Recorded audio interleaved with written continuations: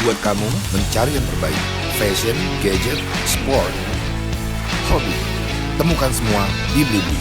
Gratis ongkir, 100% orisinil, pengiriman cepat. Karena kamu nomor 1.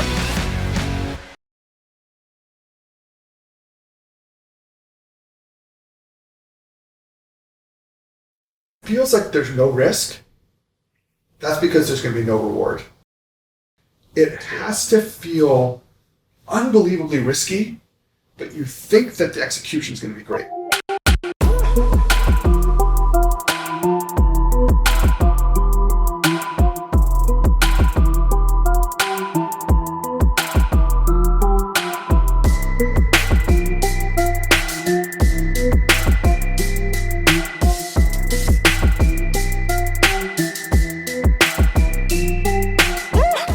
As some of you know or may not know, Blockbuster movies and the film and movie business has hit an all-time high in 2019, over $42 billion in box office sales around the whole entire world. And that is a new high, it's a new record, and this is all pre-COVID.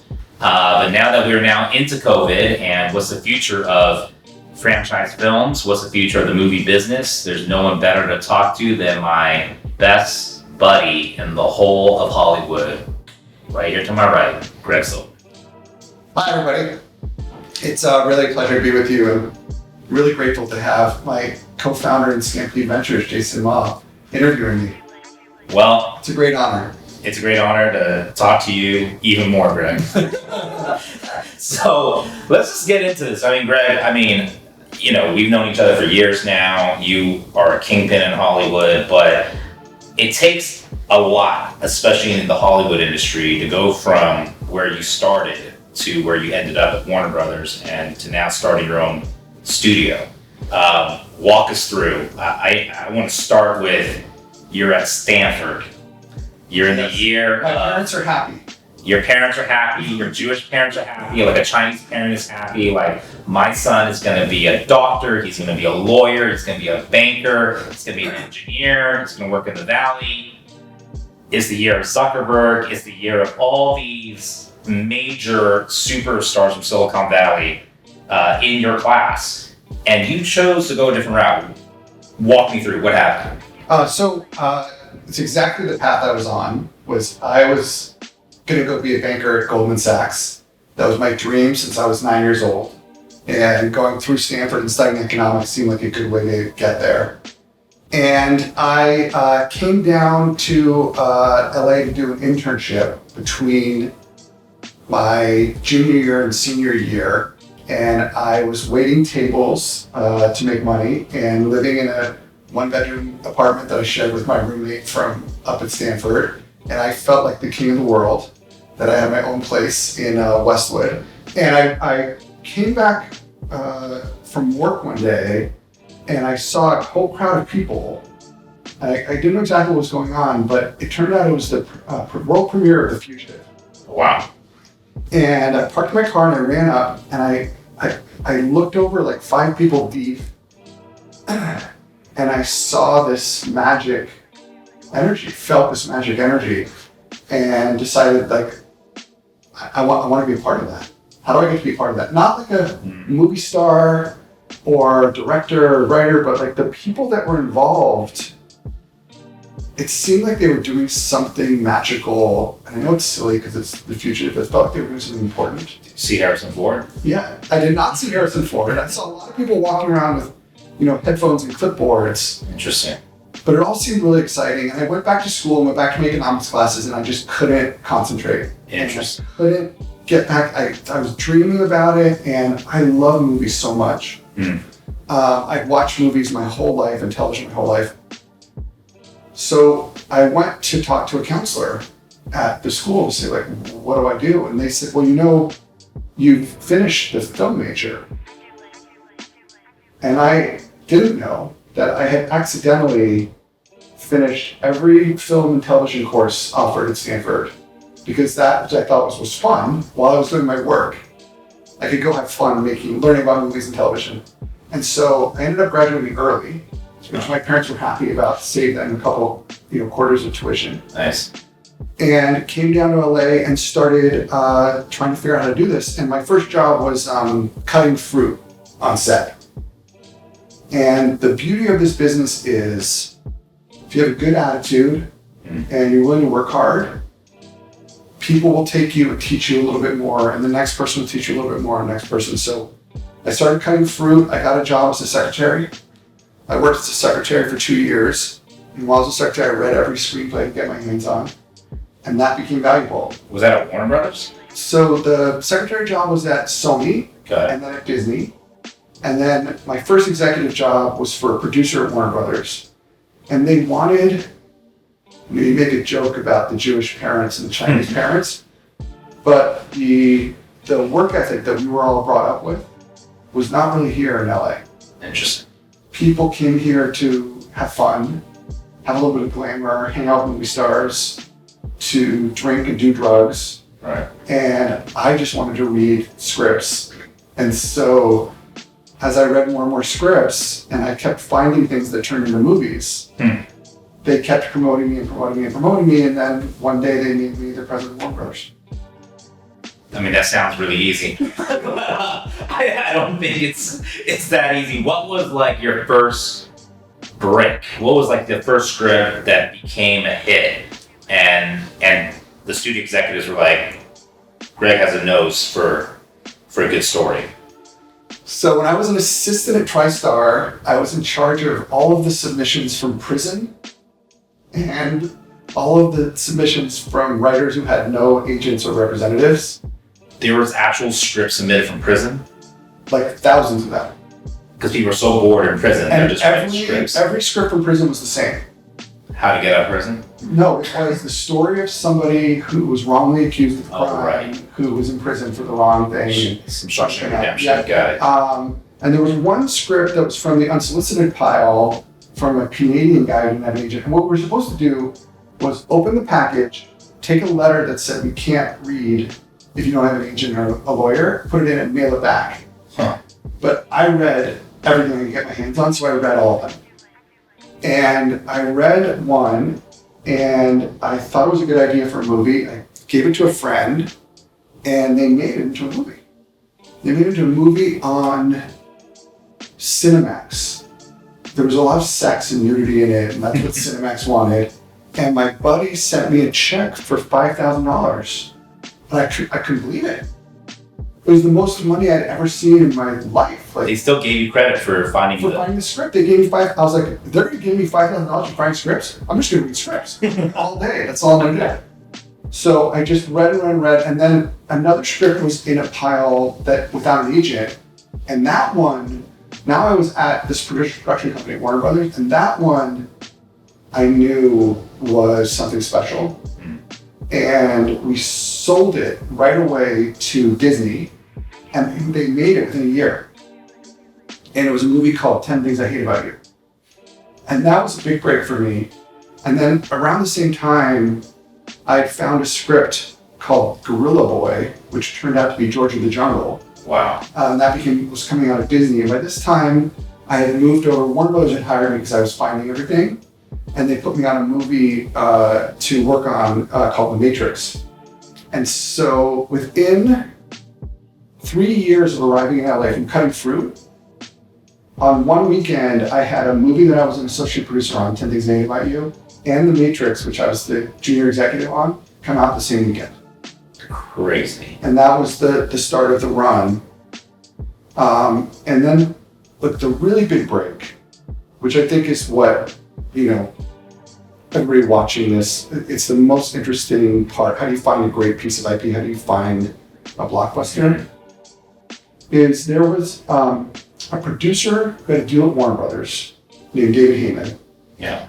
And one of his executives found a book that he read and liked, and they sent it into the studio. And it was a book that couldn't find a publisher. It had been rejected by 141 publishers. And it came to Lionel Wigram, who's a senior executive there, who gave it to me to read. That's how it worked at Warner Brothers. The senior executives had the readers read. And I read it overnight, and I was like, this is a magical, amazing thing. I know nobody wants it, but there's something here. And I went to the staff meeting and pitched the idea of the movie. But you read the book. The book. Okay, Yeah. got it. And I remember pitching it, and the heads of the studio were like, that sounds like a good idea, but we can't use a British protagonist. We'll have to change it to American. And we bought the rights to the whole series. We optioned the rights to the whole series for $25,000. And that was Harry Potter. And Harry Potter went on to be, a $35 billion business, probably more now, growing from a $25,000 option.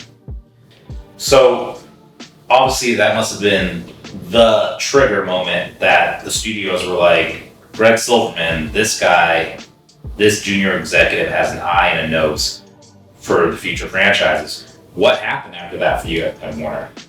Well, it actually wasn't that big a moment. So we sold it. Lionel actually chose to work on it with somebody else. He had an executive that he liked working on things with better. They had better chemistry, so they went and started working on it. And I sort of forgot about it because I went on to read the next 1,000 things. And we went and made Deep Blue Sea. We found Cats and Dogs. We found, obviously the Matrix was coming out then, and all that stuff was happening. I didn't come back to Harry Potter until I became president. Harry, be safe. Be strong.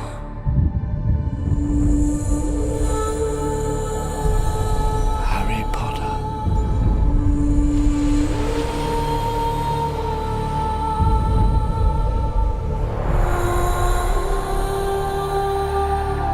You have fought valiantly. Now, join me and confront your fate. You've kept him alive so that he can die at the proper moment. Bring him to me. Let's find out where he is. If we find him, we can end this. I say we jump now! Hogwarts is threatened. Man the boundaries, protect us. I have to go back, haven't I? It's a suicide mission. The boy who lived, come to die.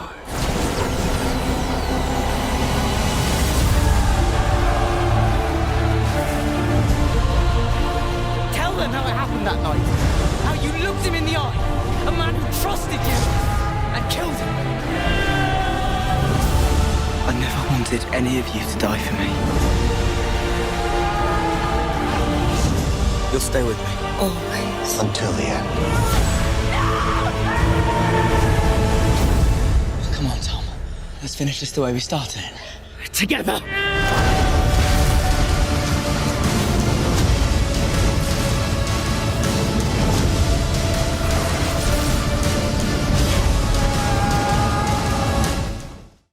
Where we had to find a new director, bring it in, and then moving into Fantastic Beasts and how to put it into a theatrical play, worked on that a bit. What are we going to do with theme parks? What are we going to do with video games? And I shifted to go find the next big franchise. And so the next big thing for me was, so we talked about an unknown piece of IP that you find. But what about a piece of IP that needs help? Right? It's a known IP, but it's kind of dead in the water. Right. And what do you So look, everybody knows that Iron Man is the greatest Yep. franchise starter ever. Iron Man was in development at New Line for 9 or 10 years, Interesting. and they couldn't figure out how to crack it. And so it went to Paramount, and they couldn't figure out how to crack it. And then Kevin Feige came in and took over Marvel and said, "This is how we do it." And no one wanted to hire Robert Downey. Right, because he was Right. just coming. So you grow. So Yeah. it's the material and the take. And so my next thing I said, well, what is something that they want me to work on that maybe I can put the take on it as opposed to having to find it? And so, What do you mean by take? here's a piece of IP. What are we going to do with it? Got it. So with Iron Man, they were doing all these very serious versions of New Line and it didn't work. And then Kevin Feige and Downey said, well, what if he's kind of a pompous jerk, but he's really capable? And that was the take for Iron Man, right? But for us, I was asked to look after Batman. And they had just done Batman and Robin, which was a huge moneymaker for the studio, but not a great movie. This is George Clooney? Yeah, the one with the nipples. Got it. I don't remember. Right? Directed by one of my favorite directors who just passed away recently, Joel Schumacher. But the movie wasn't the direction of where they were going. They were getting bigger and more fanciful and more supernatural and blah, blah, blah. And so I wrote a report on, here's what I think we should do with Batman. I think we should start over. And I think the interesting thing about Batman is that he's a regular guy.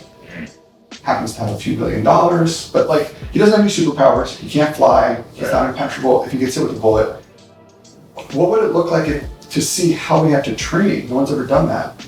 Like, how many push-ups does he have to do? In the ultimate movie, my favorite thing that Nolan did, there's so many brilliant things that Nolan did, but my favorite one was, there's a night after Batman goes to fight crime and Bruce Wayne wakes up and he's got bruises. And you see him take a breath and he rolls out of bed and starts doing push-ups. And you've never seen that before. Like, what does Batman have to do to prepare? Right. So I wrote this report, and it ended up getting in the hands of Nolan, who was supposed to go do Troy, but instead decided to come and adapt that Batman version. And he pitched a much bigger, much more complete version of that. And then we relaunched Batman. So that was my life for a little while. Batman Begins, Dark Knight Rises. And I worked with Chris. I tried to get Memento made when I was a producer, and then touched Insomnia a little bit. Then we did Batman Begins, when we did Prestige, Dark Knight, Inception, Dark Knight Rises, Interstellar, and Dunkirk. So I worked on everything with Chris except for now Tenet that just came out. So I was working on the Chris Nolan movies. Then I read a script. So we've now touched on piece of known IP, you got a good take for it. Piece of unknown IP that you think could be big, like Harry Potter. The other thing that happens is writers will write a story and you can buy it and try and make it. And these writers wrote a script that I thought was the funniest thing I'd read ever.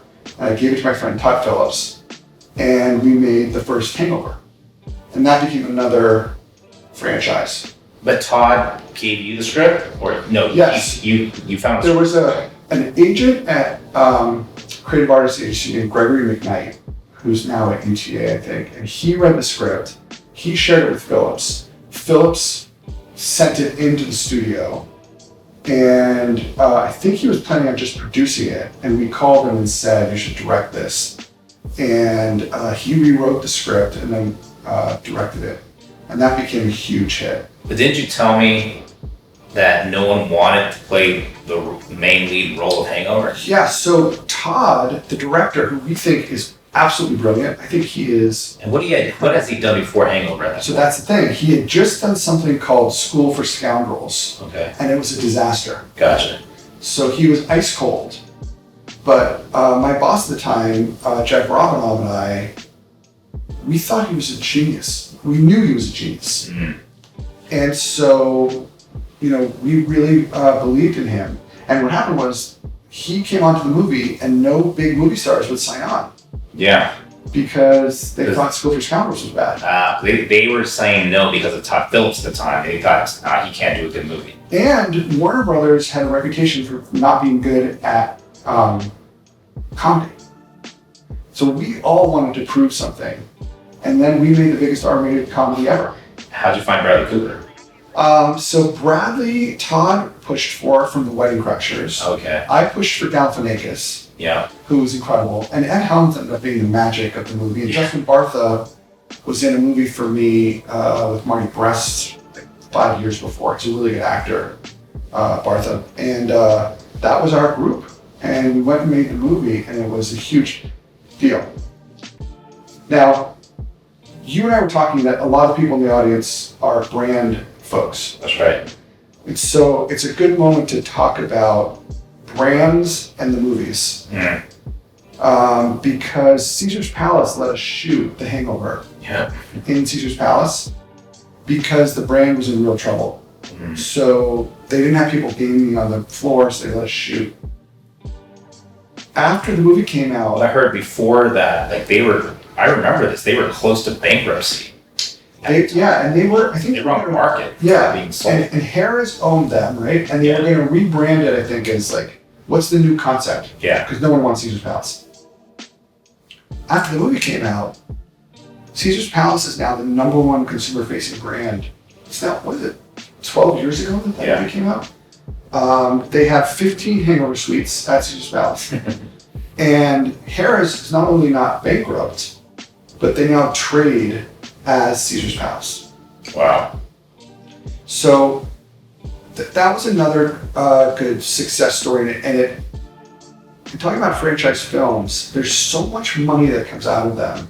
Now there's like slot machines with The Hangover. Caesar's is making hotel rooms. It's an amazing business.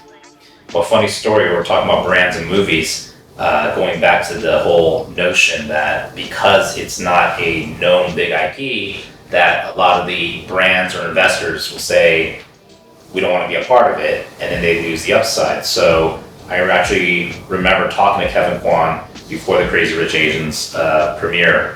We had dinner. It's a little ramen shop down by Melrose. I think I could say this. And he was just super angry because he said, but he was laughing afterwards. He said he begged Singapore Airlines to let them use Singapore Airlines because they're going to Singapore for Crazy Rich Asians with Warner Brothers Studios. And Singapore Airlines was kind of like, what is this? And long story short, they passed on it. And of course, that opening Crazy Rich Asians scene when she goes on to the airline and it's so fast, it would have been amazing, right? And they completely missed out on that, right? And now I was like, well, if you do Crazy Rich Asians 2, you're gonna have Singapore Airlines. He's like, hell no.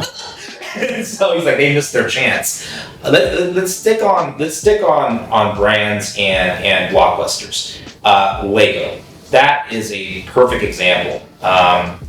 Rewind, how in the world did you get the idea to turn a toy block building company into a Lego movie? Like how did that happen? Okay, so how hard was it to make it? At this point in my career, I've gotten pretty high up at Warner Brothers. So I think I'm like the president of development or something like that.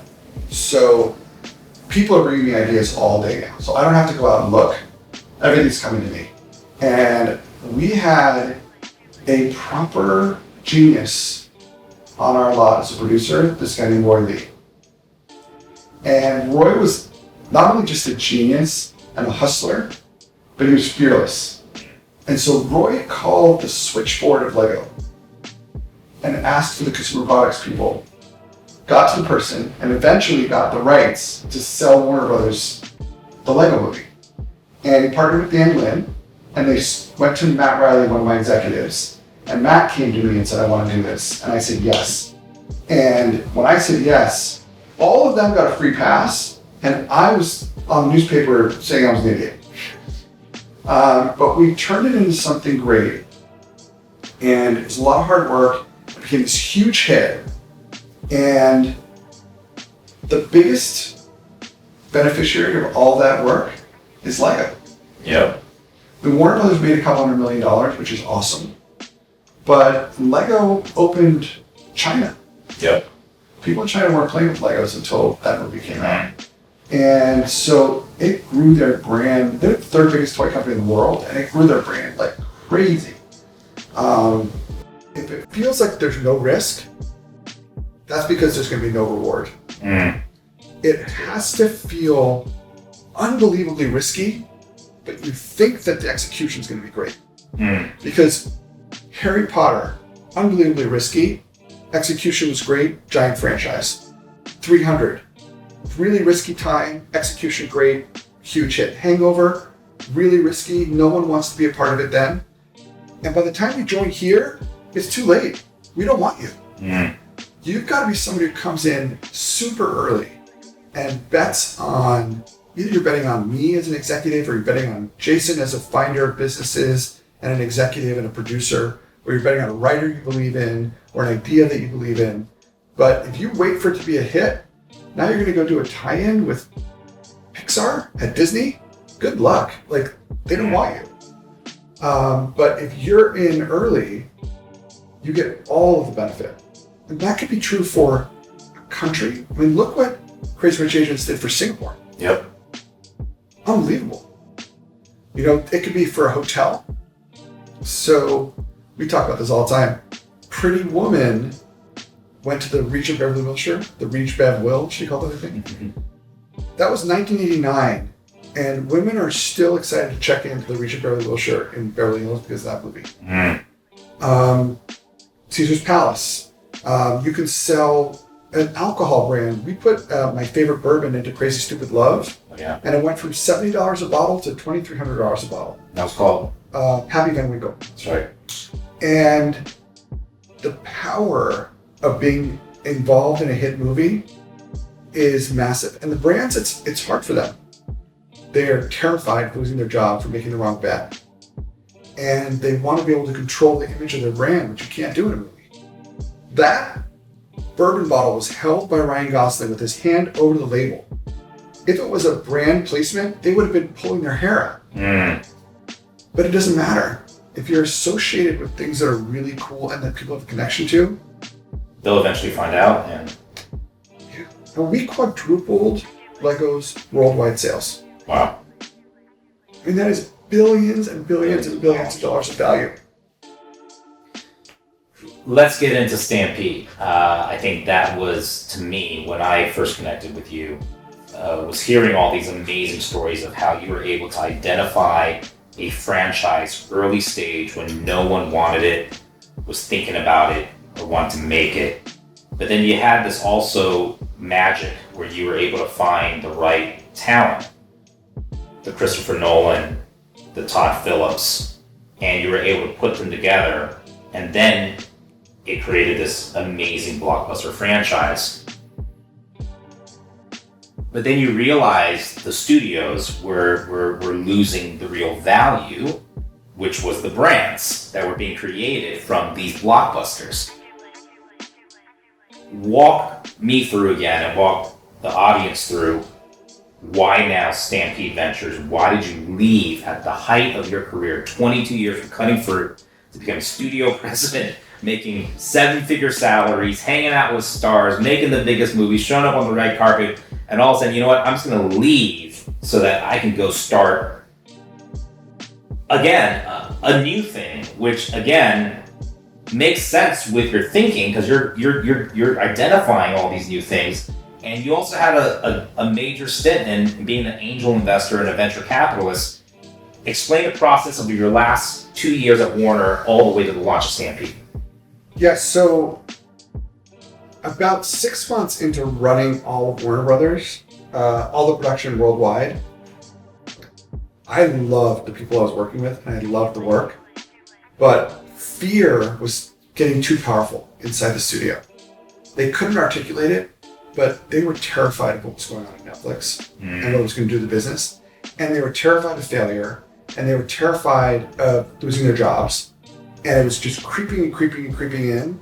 And it was getting harder and harder to do what you have to do, which is take a big risk to have a big hit.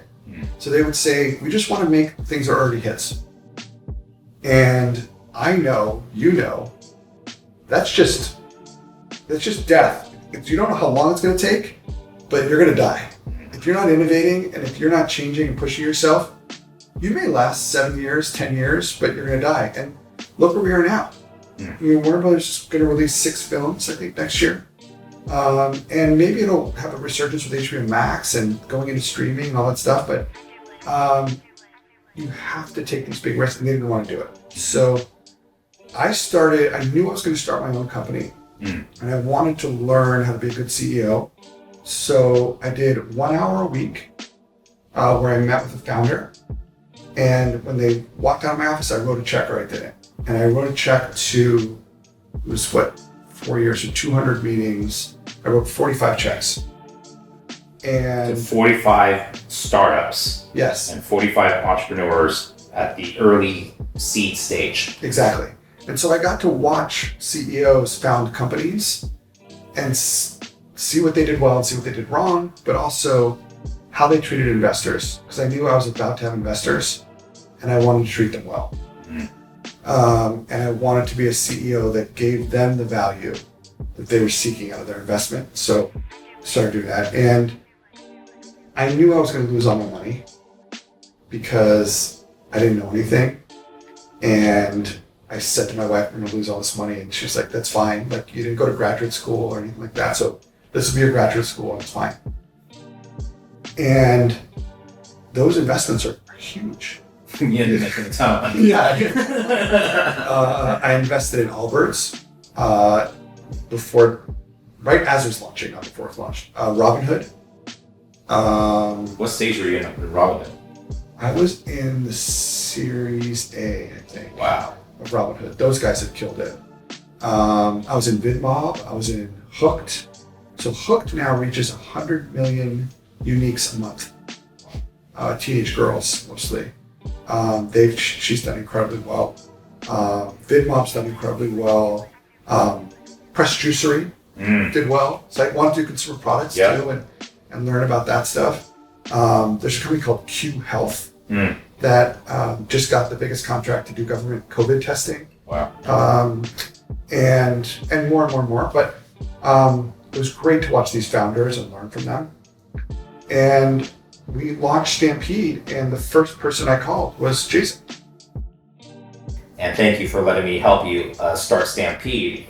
But what did you see missing in the studio system? What did you see missing in the Hollywood ecosystem? Why Stampede Ventures? Why the business model? Why is it so exciting to you that you can now execute on your childhood dream, just have your own company? But what makes it different than all the other production companies and studios out there in Hollywood land? It's such a great question. And we are focused exclusively on creating new franchises. And it's amazing. The studios are not. And they think they are because they're making big movies out of things that they own. But that's not creating new franchises. And the real problem is they've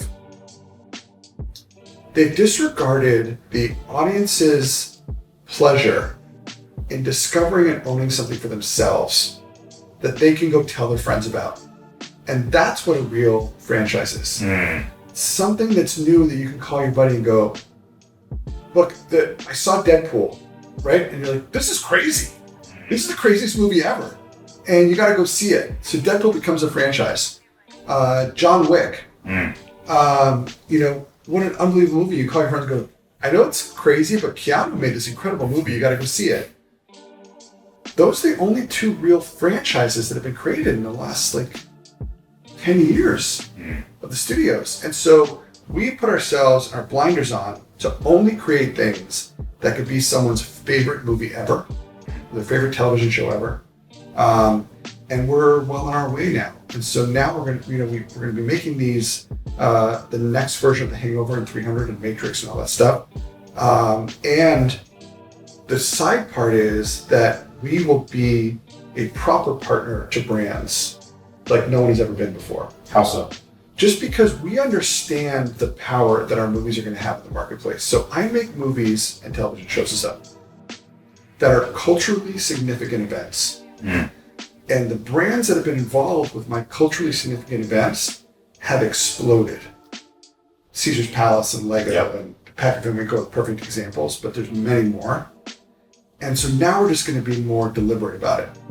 And so we get calls, as you know, every day from brands of please, can we partner with you? Can we pay for the movie? Can we blah, blah, blah? And, it has to be the right fit. There has to be an emotional connection that we believe in.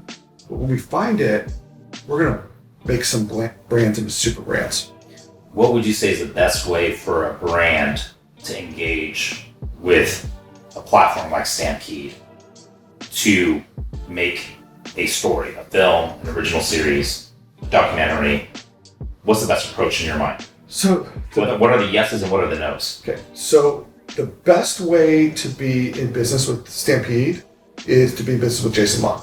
There you go. So, I can't argue that. So the best gateway into Stampede for corporations and businesses and brands and investors and all people that want to get to us, I'm focused on the scripts. I'm making great movies.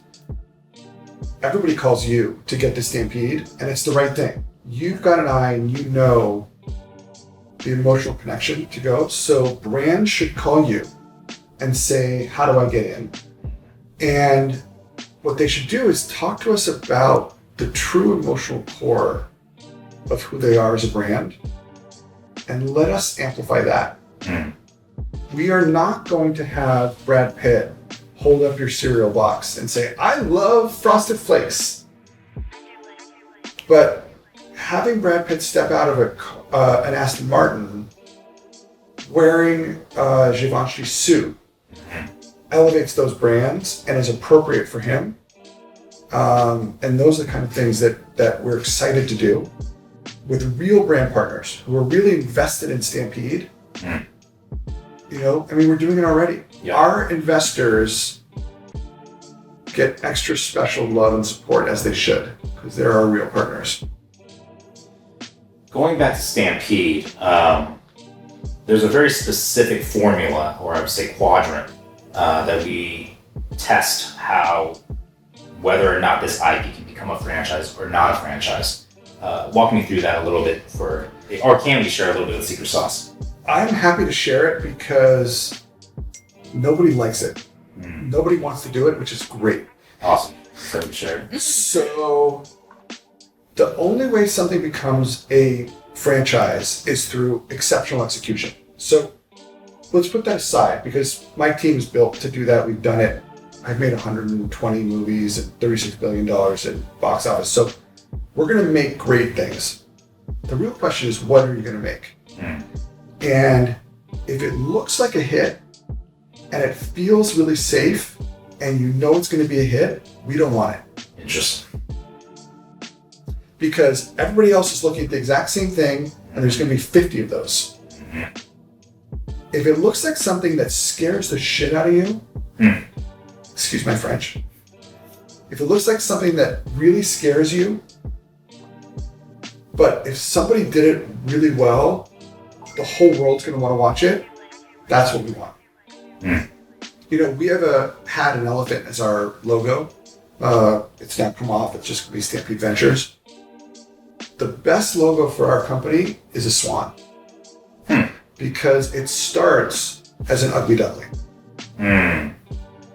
Right? And everybody wants the swan. Everybody wants the swan. Such a great analogy. But you gotta bet on the ugly duckling. And so everything we do, when we show it to brands and investors and partners, they look at us like we're crazy. And then we know we're on to something. That's it. I'm shocked on a weekly basis, sometimes daily, for those of you who are watching this, but Stampede, we are less than 2 years old. We have now set up and sold over 50 projects. Yeah. I think we were averaging, when I was doing the math during the pandemic, when other companies are falling apart and other content companies are not selling and can't figure it out and scrambling to stay alive, I think we average selling 1 or 1.5 projects a week. Yeah. This year. Yes. What is the magic? I don't think any studio, any production company in the world, and especially Hollywood, has the type of success and hit rate and volume that we're doing at Stampede week after week. It's like you're texting me every day, like, sold another one to HBO, another one to Sony, another one to Netflix, another one to Sci-Fi, another one to Amazon. We sold another show to Disney Plus today. Boom. I mean, I've been a part of other production companies, advised, invested, and we're lucky these other companies and production companies, if they sell 2 projects a year. Yeah. We have an amazing team, as you know, but they've been trained differently than everybody else. It's this thing where they don't have any fear. If they think something is great, they're going to find a spot for it and find somebody else to figure out that it's great, and they do it. And the stuff that we're finding, the version of those things succeeding is so massive that people get it. It's worth it to take a chance on something that could be the next Harry Potter or the next Lego or the next Batman. And those are the big ideas and the big swings. But is that what the buyers are actually into, our ugly duckling ideas? Well, it's a really good question, and it's hard to find the right buyer for each thing because now you're running back into the system where people are scared and that. But we take an ugly duckling idea and we work on it and package it in such a way that they can feel comfortable. Maybe you put a big movie star into it, or a director that they know has done something weird before that succeeded. And once you do that, now you've got a super original idea that they feel is going to be executed, and then you can go.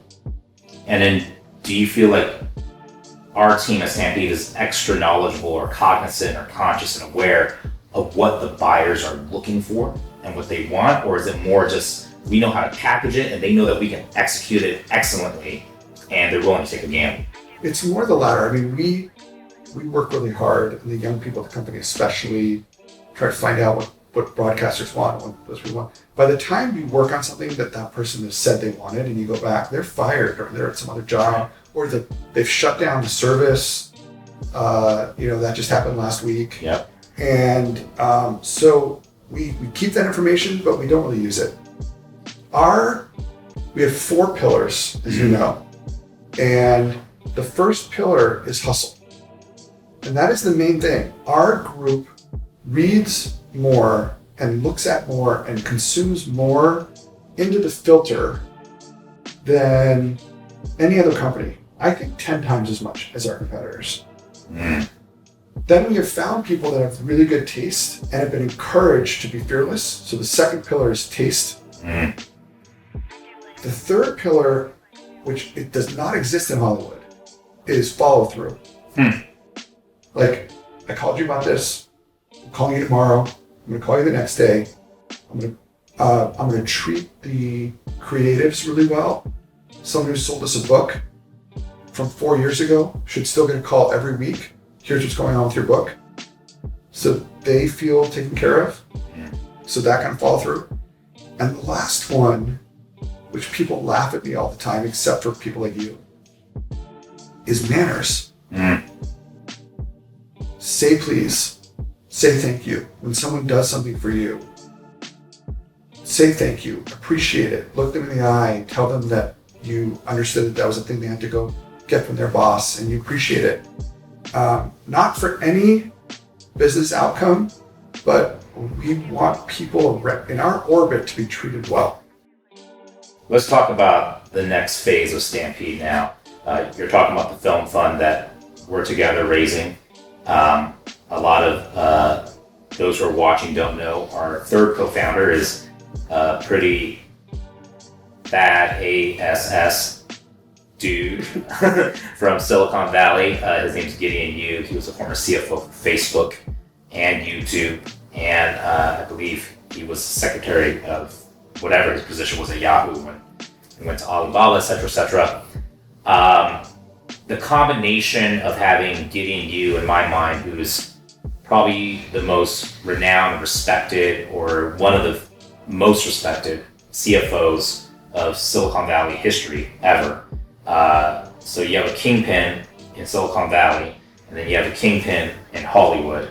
So now you have Silicon Valley, Silicon Beach coming together, and then now going to the next level where it's a Facebook, Amazon, Apple, Netflix, Google, Hollywood now.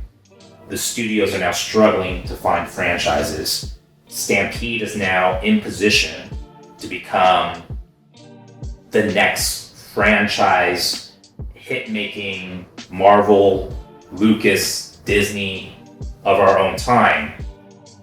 Now that we're raising a fund, which will enable us to not just own the IP, but actually make the content. And own the actual film. And own the actual film, own the actual TV series. We'll control distribution, we'll control marketing. Why is this new next level of Stampede so exciting to you? And what does that mean as far as value proposition for the platform and the company? Yeah, so we've spent the last few years getting all of these next Harry Potters and Hangover stuff ready. And the next phase is to close out this fund and then to go make them into movies that we now own from beginning to end with our partners in this film fund. But as a group, we can control every step of this process so we can make sure brand integration is done in exactly the right way.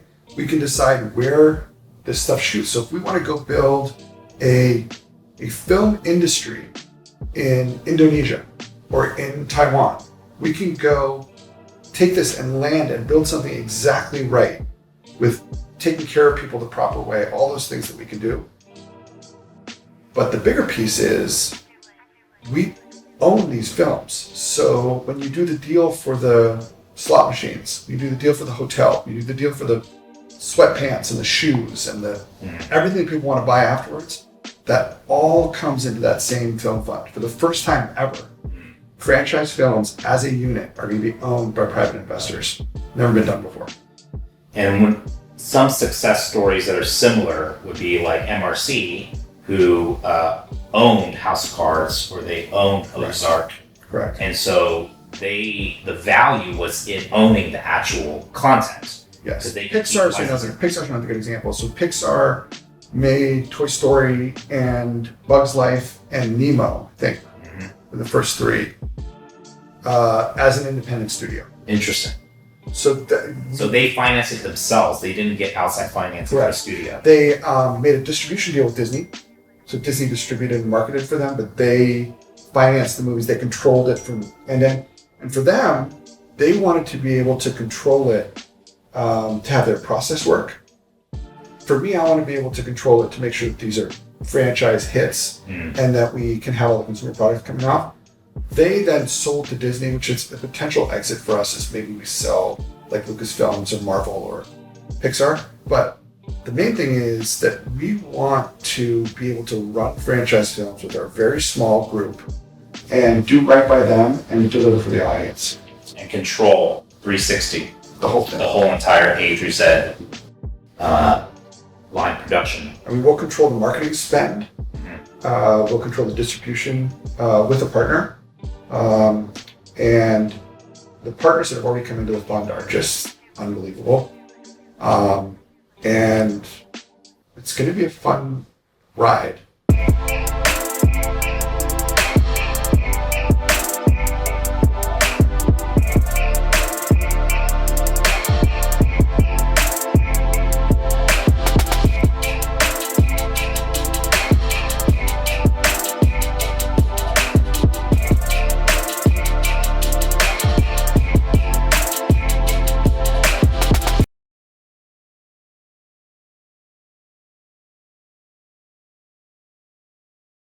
Mungkinkah ku bayar tanpa sentuhan?